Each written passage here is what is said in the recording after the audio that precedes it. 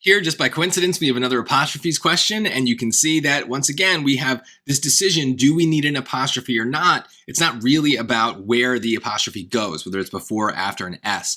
So I do like to work on the last word first. It's just where I kind of can sense things a little bit better.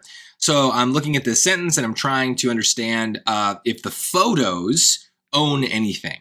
So however, many of the photographer's early photos of landscapes were intended not as art, but as marketing. Okay, so the photos what? The photos they're not owning the landscapes.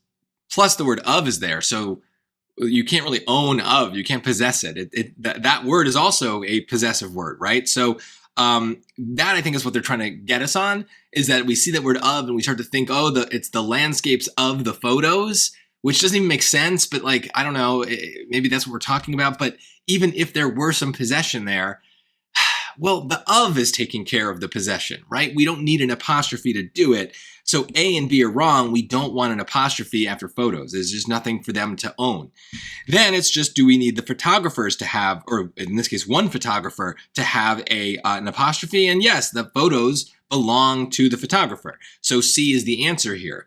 Now, we could probably figure this out based on just the fact that, like, we're talking about one guy, right? Photographer Ansel Adams. So even if you were unsure about the apostrophe, you're kind of forced into choice C because that's a singular word, whereas D is plural.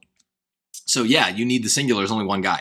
But that doesn't matter to me. I'm mostly interested in whether I need the apostrophe at all. And in this case, one of the words does. One of the words doesn't. That's pretty typical. And so there you go. Hopefully you know the apostrophe rule, because if not, you're just kind of randomly guessing. And these are definitely gettable questions if you've studied the rule.